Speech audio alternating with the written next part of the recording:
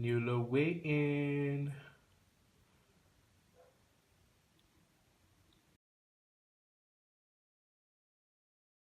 Today, as you saw in the previous clips, I had my lowest weigh in, so far for this cut, which was 63.5 kgs. Brah, I haven't been 63 in a minute. Shit. Wow.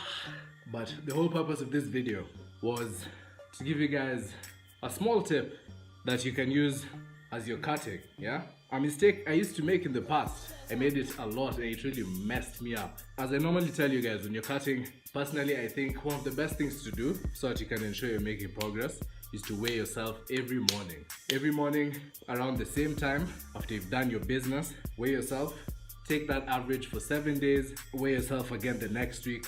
If the second week's average is lower than the first week's, you're doing well.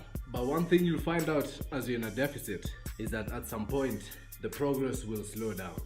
And sometimes it can slow down really significantly. And this usually pushes people to reduce their calories lower, which actually ends up hampering fat loss completely. It can completely mess up your progress. The reason your progress might slow down, yeah, is because your body adapts to the food that you're eating.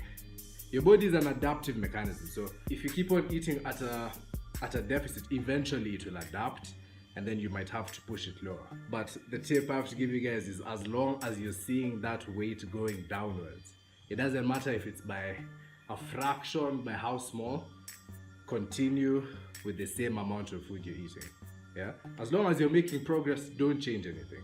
One thing I used to do, which is why I'm telling you guys this, is that I used to decrease my calories too low. And a deficit is supposed to be something you can sustain so that you can see fat loss over a prolonged period of time. And if you do it like that, you'll maintain your muscle. And if you maintain your muscle, what's going to give you that shredded look is not the amount of fat you lose, it's the amount of fat you lose and the muscle you maintain. So maintaining muscle is just as equal, it's just as important as losing the fat. So if you see progress starting to stall, just chill out, take a breather. I'm breathing hard because I've just worked out, so you'll have to bear with me. But just chill.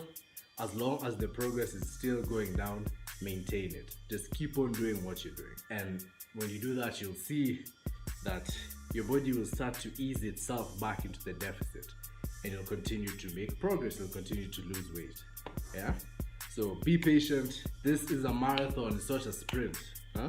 If you reduce your calories too low, it's a recipe for disaster. You lose your muscle, you'll become extremely hungry. The whole point is to eat as much as you can, to make sure you're eating as much food as possible while still losing fat, not as little as possible. Try this out. I strongly suggest,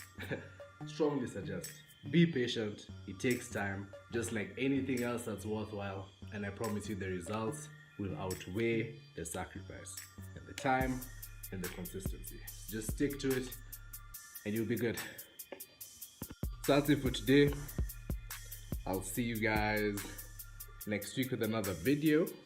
Next week Sunday. I know I missed last Sunday. Apologies, but I'm back again every Sunday for show. So if you haven't already, be sure to like the video. If you enjoyed the video, subscribe if you haven't already, and I'll see you guys next week. Bye.